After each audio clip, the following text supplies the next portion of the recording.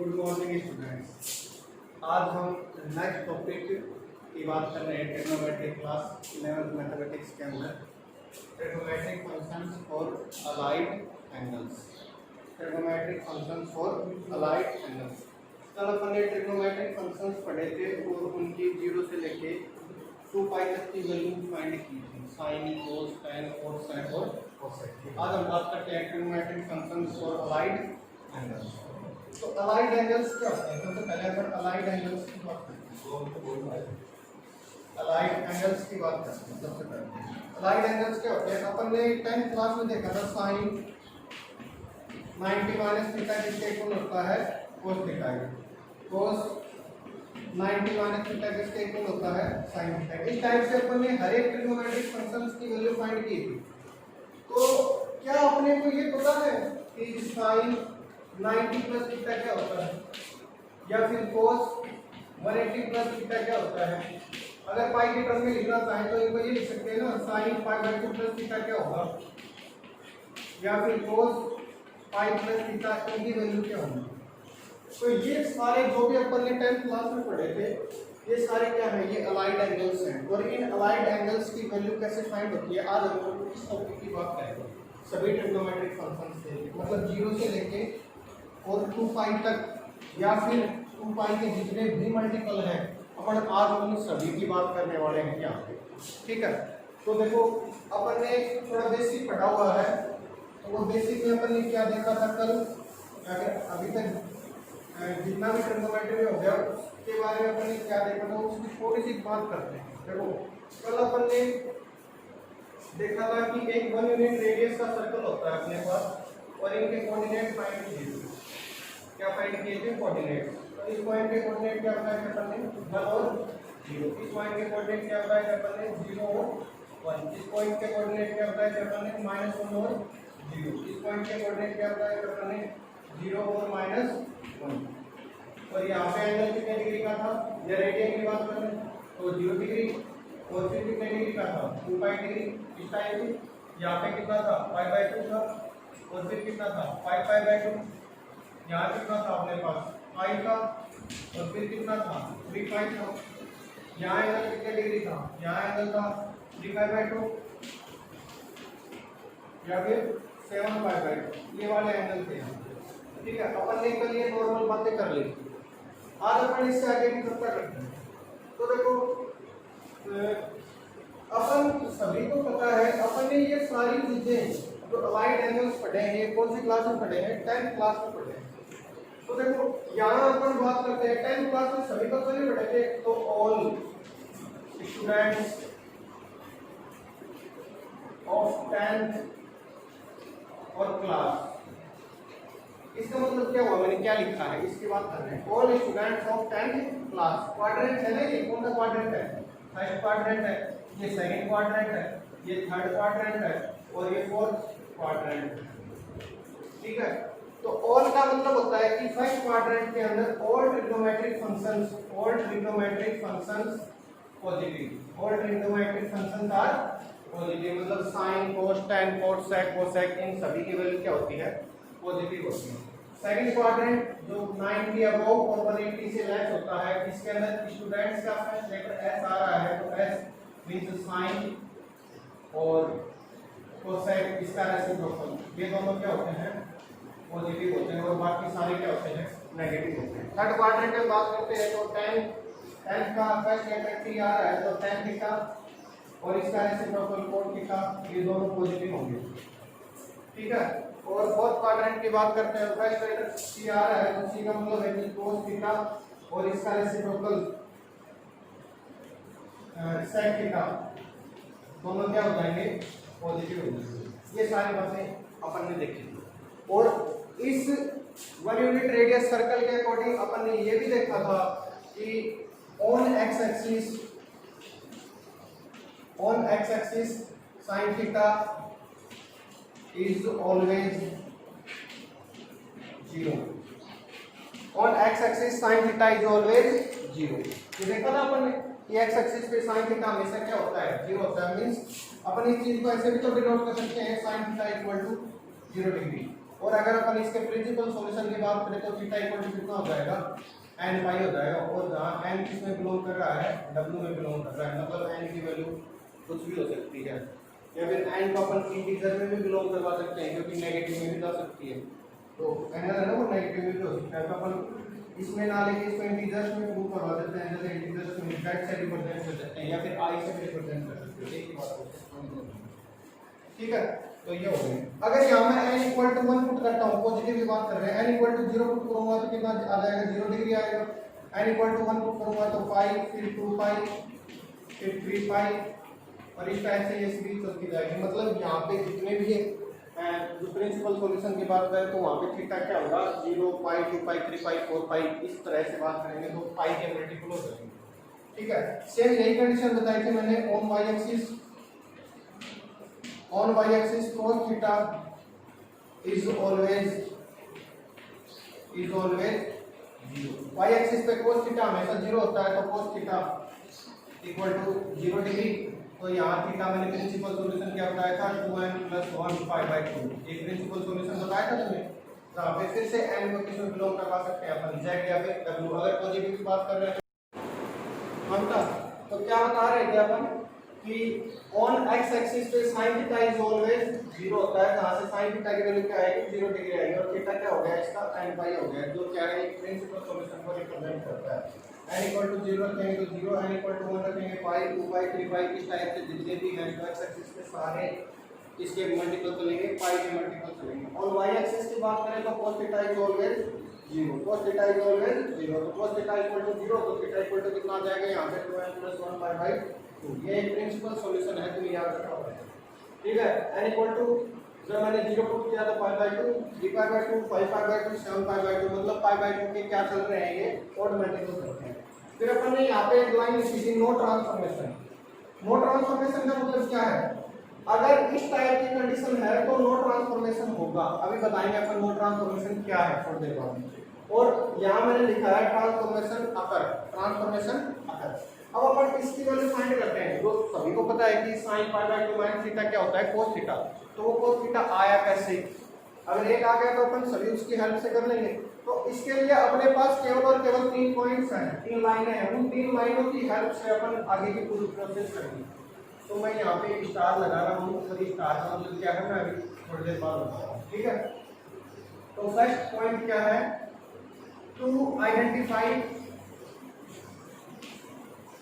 Quadrant.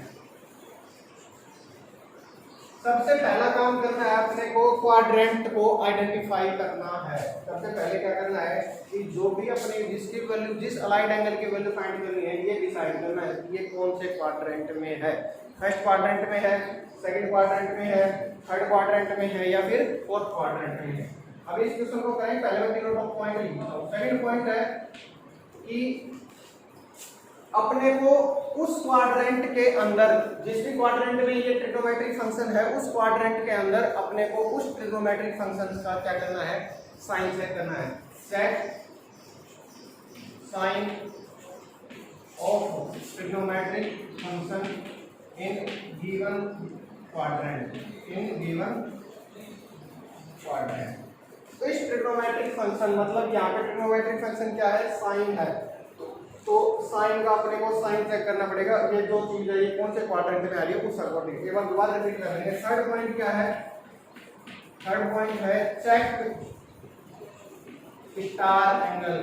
Check star मतलब ये star लगा हुआ ना, ये check star angle, check star angle. ये 3 पॉइंट याद रखने ओनली, ये 3 पॉइंट याद रखें। अब अपन ट्रांसफॉर्मेशन और ट्रांसफॉर्मेशन अकर की बात करते हैं। जब अपन ट्रांसफॉर्मेशन अकर की बात करते हैं तो क्या होता है, अकर का मतलब है कि चेंज होना। तो साइन है वो कोस में चेंज हो जाएगा, और कोस है वो साइन में चेंज हो जाएगा, जो अपन पिछली क्लास में या फिर 10th क्लास में जाके पढ़ चुके हैं। tan है वो किस में चेंज हो जाएगा, कोट में, और कोट जो है वो किस में चेंज हो जाएगा, tan में। sec थीटा जो है वो किस में चेंज हो जाएगा, कोसेक में, और कोसेक थीटा जो है वो किस में चेंज हो जाएगा, सेक में चेंज हो जाएगा। ये ट्रांसफॉर्मेशन आकार का मतलब है। नो ट्रांसफॉर्मेशन का मतलब है कि जो है वो ऐसे का वैसा रहेगा, उसमें कोई भी एलिमेंट नहीं करना आपने। अब अपन इसकी बात करते हैं और इन 3 पॉइंटों को ध्यान में रखते हैं। सबसे पहला पॉइंट क्या है, टू आइडेंटिफाई क्वाड्रेंट। अब क्वाड्रेंट आइडेंटिफाई अपने को यहाँ से होगा π/2 माइनस π/2 माइनस, तो देखो यहाँ तक जो भी वैल्यू देता है वो π/2 देता है। तो फर्स्ट क्वाड्रेंट π/2 माइनस के लिए, सेकंड क्वाड्रेंट किसके लिए है, π/2 प्लस के लिए। तो अपने को ये तो पता चल गया कि जो क्वाड्रेंट है वो कौन सा है, फर्स्ट क्वाड्रेंट है। माइंड में एक बात रख लेंगे, कौन सा क्वाड्रेंट है ये, फर्स्ट क्वाड्रेंट है। कौन सा क्वाड्रेंट है, फर्स्ट क्वाड्रेंट है। आइडेंटिफाई हो गया क्वाड्रेंट। सेकंड लाइन क्या कर रहा है, check sign of trigonometric functions in given quadrant, कि ये जो ट्रिग्नोमेट्रिक फंक्शंस है इसका साइन चेक करना है किसके अंदर, फर्स्ट क्वाड्रेंट के अंदर। तो साइन है और फर्स्ट क्वाड्रेंट के अंदर तो सारे ही ट्रिग्नोमेट्रिक फंक्शन क्या होते हैं, पॉजिटिव होते हैं। तो साइन किसका आएगा अपने पास, प्लस का आएगा, मतलब इसका जो भी रिजल्ट निकल के आएगा वो विद प्लस साइन निकल के आएगा।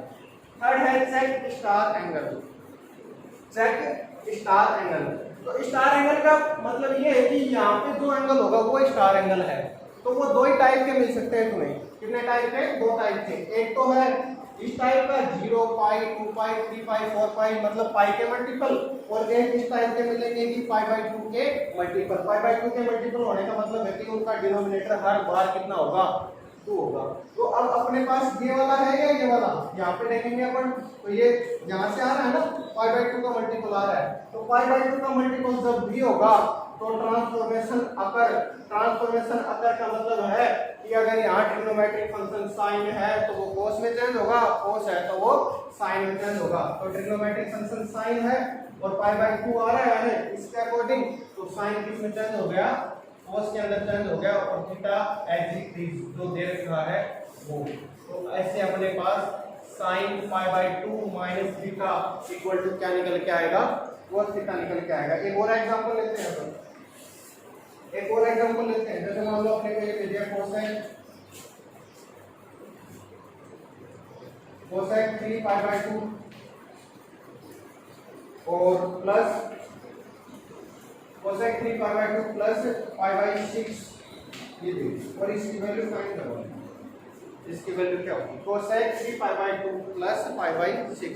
π/6 का मतलब है 30 डिग्री, मतलब कोसेक 3 π/2 प्लस 30 डिग्री की वैल्यू क्या होगी, इसकी वैल्यू क्या होगी। या फिर अपन वैसे बात करें तो कोसेक 3 π/2 का मतलब कितना होता है 270 और प्लस 30, तो कोसेक 300 की वैल्यू हो गई है। किसकी वैल्यू हो गई है, कोसेक 300 की। तो अपन ये वैल्यू कैसे फाइंड करेंगे, अपने माइंड में केवल और केवल ये 3 लाइनें चलेंगी, ठीक है। सबसे पहले टू आइडेंटिफाई द क्वाड्रेंट। तो देखो π/2 यहाँ था, यहाँ पाई था, और यहाँ क्या था 3π/2, और ये कितना है 0 या फिर 2 पाई की कंडीशन है। तो जब 3π/2 की बात कर रहे हैं अपन, तो 3π प्लस π/6, 3π/2 प्लस π/6, तो मतलब इसके बाद ये क्वाड्रेंट हो गया है। कौन सा क्वाड्रेंट हो गया अपने पास, फोर्थ क्वाड्रेंट हो गया। तो सबसे फर्स्ट काम हो गया ना, कौन सा क्वाड्रेंट आ गया अपने पास, फोर्थ क्वाड्रेंट आ गया है, ठीक है। चलो इतना कर लिया। सेकंड लाइन क्या कहती है, check sign of trigonometric function. तो ट्रिग्नोमेट्रिक फंक्शन क्या दे रखा अपने को, कोसेक, और क्वाड्रेंट कौन सा है, फोर्थ। तो फोर्थ क्वाड्रेंट के अंदर कोसेक क्या होगा, पॉजिटिव या नेगेटिव। तो यहाँ तो सिर्फ कोस और सेक ही पॉजिटिव होते हैं, मतलब इसका जो भी रिजल्ट निकल के आएगा वो विद माइनस साइन निकल के आएगा। विद माइनस साइन मतलब रिजल्ट क्या निकल के आएगा, नेगेटिव निकल के आएगा। फोर्थ क्वाड्रेंट है ना, तो 3π/2 प्लस π/6 ये बता रहा है अपने को कि क्वाड्रेंट कौन सा है। और यहाँ ट्रिग्नोमेट्रिक फंक्शन कोसेक दे रखा है, तो कोसेक फोर्थ क्वाड्रेंट में क्या होगा, नेगेटिव होगा। यहाँ से कोस और सेक भी पॉजिटिव होते हैं, तो साइन किसका आ गया है, माइनस का आ गया। फिर बात करेंगे, अब देखना है चेक स्टार एंगल। तो स्टार एंगल क्या है यहाँ पे 3π/2, स्टार एंगल क्या है 3π/2। तो 3π/2 इस कंडीशन को फॉलो कर रहा है या इस कंडीशन को, इस कंडीशन को कर रहा है ना। तो जब भी इस कंडीशन को फॉलो करेगा तो अपने पास क्या है, ट्रांसफॉर्मेशन अकर। तो ट्रांसफॉर्मेशन अकर है तो कोसेक किसमें चेंज हो जाएगा, सेक में। तो सेक और angle as it is, theta की वैल्यू क्या है π/6, इसकी वैल्यू सेक π/6।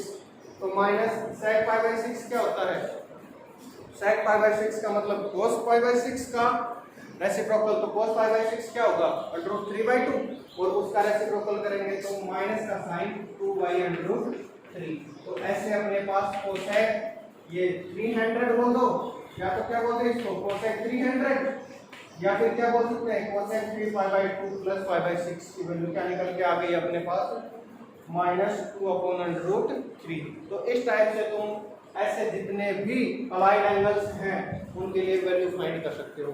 लेकिन एक बात ध्यान रखनी है, जो भी स्टार एंगल होगा वो या तो पाई का मल्टीपल होगा या फिर किसका मल्टीपल होगा, π/2 का मल्टीपल होगा। इसके अलावा अगर कुछ आता है तो वहाँ पे अपन जो नेक्स्ट टॉपिक है अपना डोमेन, रेंज और ट्रिग्नोमेट्रिक आइडेंटिटीज, उसकी हेल्प से अपन आगे के क्वेश्चन सोल्व कर सकते हैं। तो चैनल को लाइक, सब्सक्राइब और शेयर करें और कमेंट करें। कमेंट बॉक्स में अगर कोई बात समझ में नहीं आई है तो धन्यवाद।